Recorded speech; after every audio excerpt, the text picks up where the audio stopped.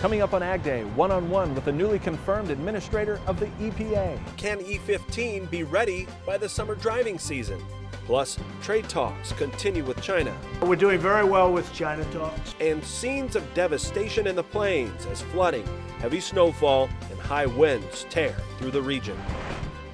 Ag Day, presented by the all-new Chevy Silverado, the strongest, most advanced Silverado ever.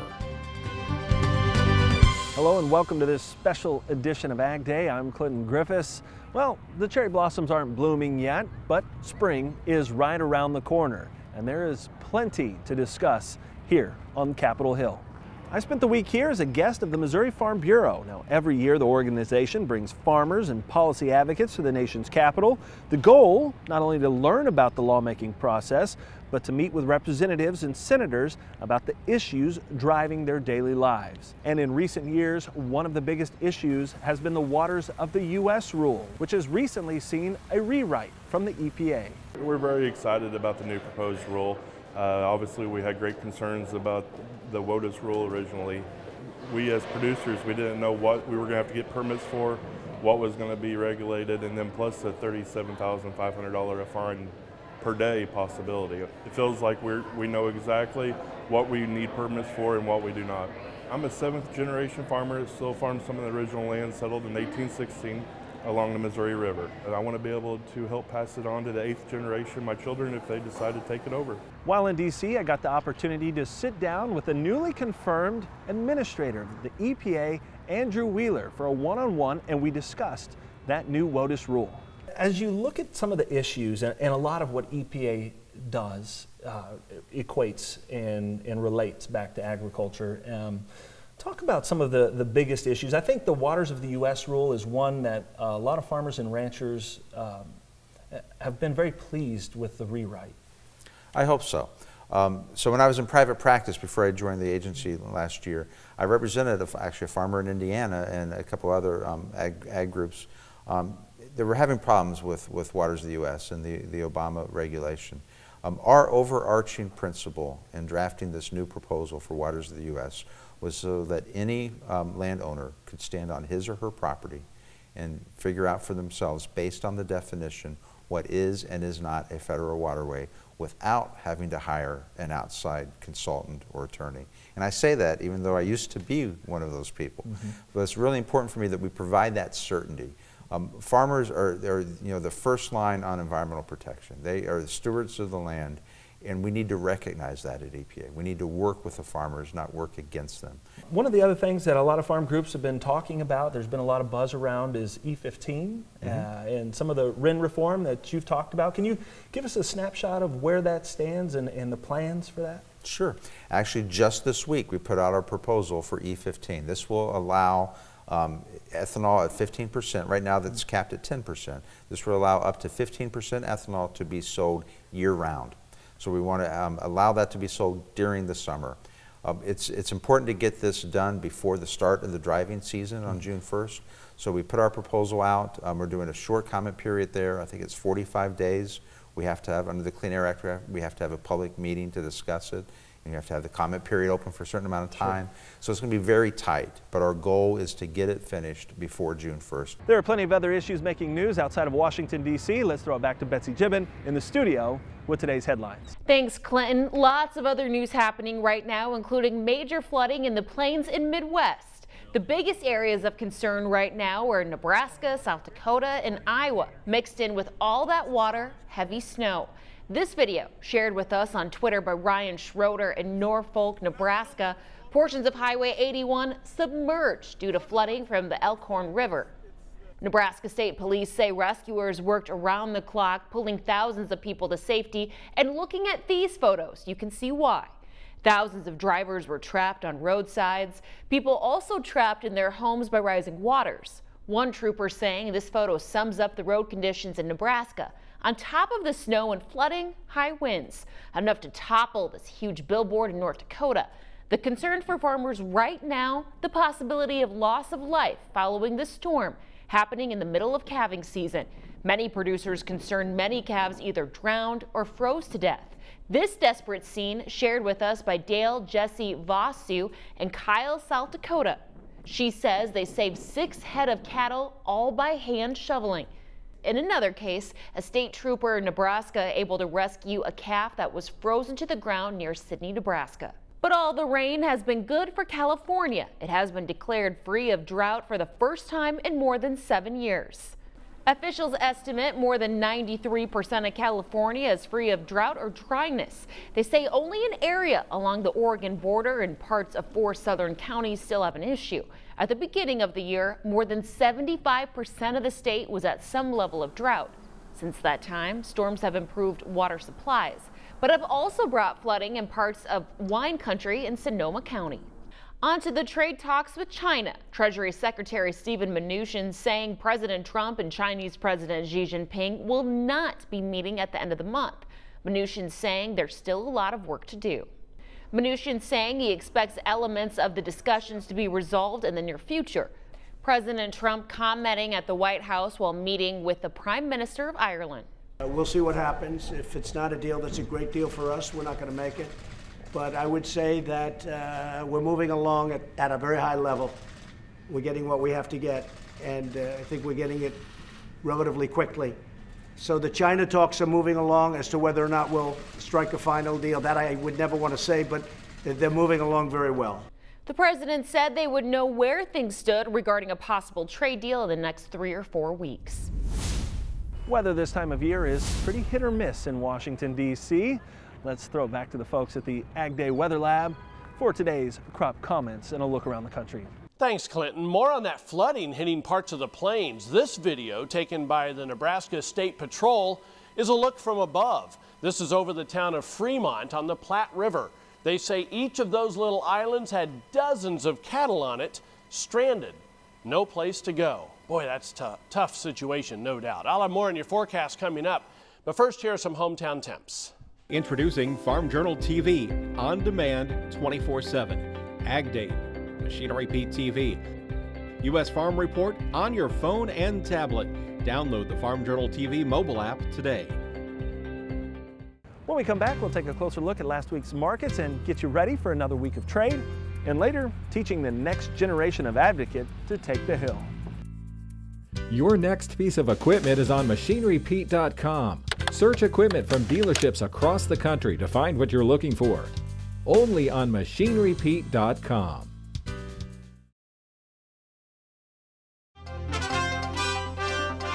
There was plenty of drama in markets last week. Let's see where things finished up from the floor of the CME in Chicago. Today in the meats, the big story is the hogs. They were limit up today all 5 months. Even the last month of May of next year was only up, $2.95, but really teetering on being limit up across the board. Cash prices were way up, and it seems like the market is in acceleration mode. China's herd numbers are down, and I think that that's what happened. When we finally got those herd numbers, we could see that they were down significantly. As a matter of fact, how much that they have been decreased is as the size of even the U.S. herd. That's how big it is, and that's the kind of numbers we're talking about. So there has been, the pork market finally is engaged, and we can see that the futures have started to jump. Today in the soybean market, it was definitely higher, almost by 9 cents. The export sales are up, but we need to make sure that these exports keep on going forward. We're still tied to China, maybe a little bit too much. As we look at the numbers, we found out that 89% of those export sales did come from China. That means only 11% from the rest of the world. That really makes it kind of challenging. Can we really keep up that kind of pace? Hence, I think that that's why the soybeans market wasn't up maybe even 30 cents. Here now with John Payne. John, let's take a look at this cattle market, take a deep dive into the cattle market, because we're hearing from a lot of analysts that think, we're having pretty good prices right now. Maybe they aren't going to last once you get into the summer months. Kind of what is your thought on the cattle market right now? Well, so the live side obviously is on fire, and that's been driving essentially I'd say put a floor in the feeders here short term with the weather being so poor in Texas. On that end product. The packers are making money at these levels, and the speculator has joined them and really bought in here. So we find ourselves at the same levels we saw in 2017 and 2018 going into the spring. April pushing 130, June above 120. The last 2 years this has been a sell. Speculators are in, as we've seen in the wheat markets, when they exit, watch out. Right. Whether or not this timing is right, and you know, a chart we'll post here would be the COT numbers that show the speculative interest in cattle. Live cattle is very big right now.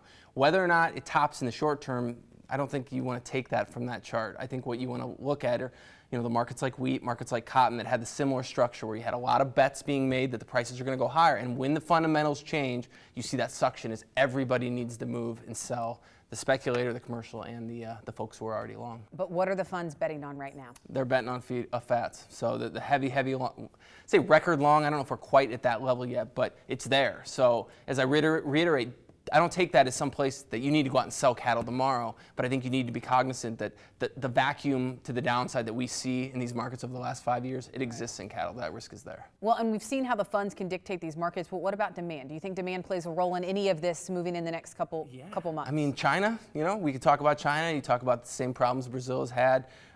You know, tariffs certainly aren't going to be good for beef demand, but if we see some continued good exports, and I think it's there. The real question for me is feeders, and what do you do with those fall calves? You know, we're above 150. That has been the sell here. You know, I might bet and be a little gamble that we see that move between 155 and 160 on the Nove.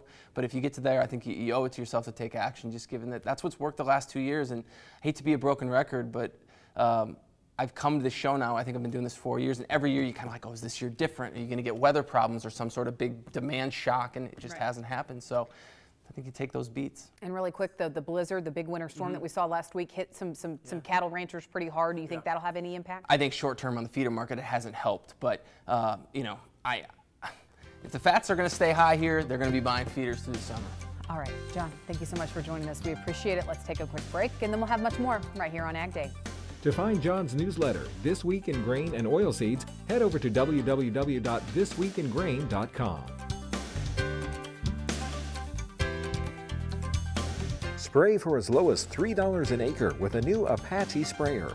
Talk to your local Apache dealer or run the numbers at apachesprayers.com/return.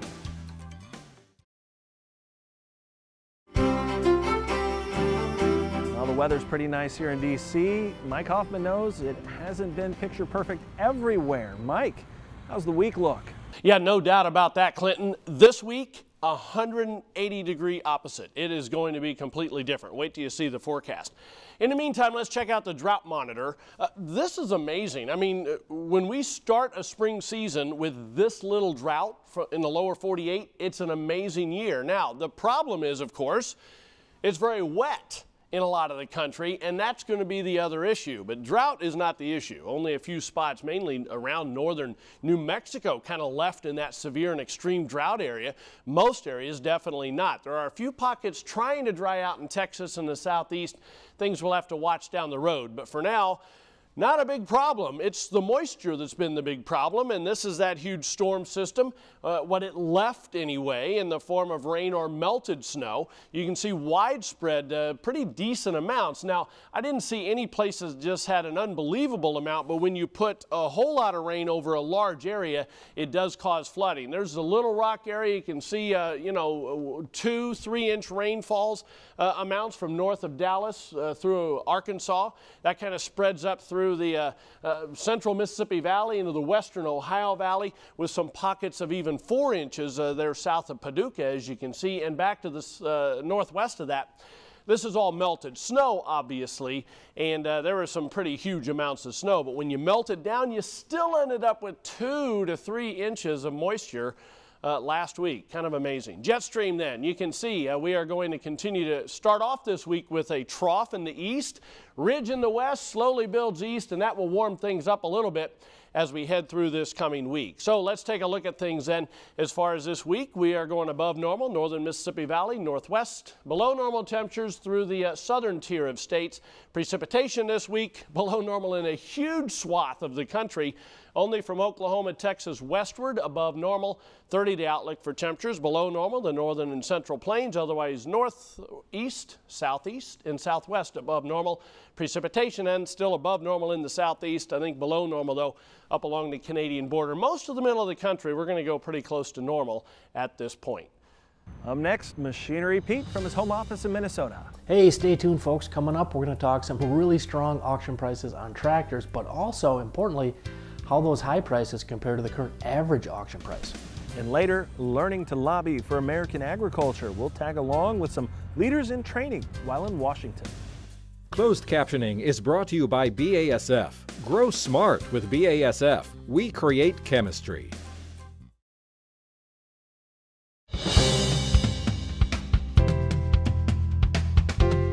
Well, there aren't many ag implements here in Washington, D.C. unless you check out the Smithsonian. That doesn't stop Machinery Pete, though. He has his own trends he's watching. Here's Greg.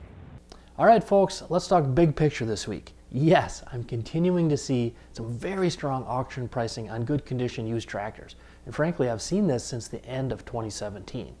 But of course, not every tractor is in pristine condition. We need to keep in mind how it relates to the average price. Let's take the example of a white 2135. Now, White made this model quite a few years, from 1976 to 1987.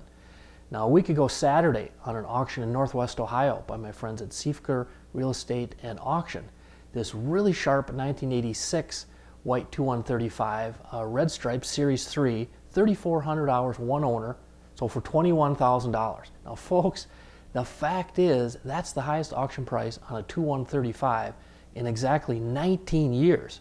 I had to go all the way back to February 26th of 2000 and go next door into Indiana. A farm auction back then saw a white 2135, another red stripe, Series 3, only 2,200 hours, sell for $21,400. But now again, let's look at the big picture. So the average auction price last year on a 2135 was $6,805. And 2 years ago in 2017, almost the same, $6,683. So again, not all 2135s sell for record price. Now, a good example here from an auction February 16th last month in West Central Illinois, a nice 2135, unknown hours, sold for $8,300, so a little bit above the average, but definitely not a record price. Thanks, Greg. A lesson from the Hill. When we come back, young ag leaders learning to talk to their legislators.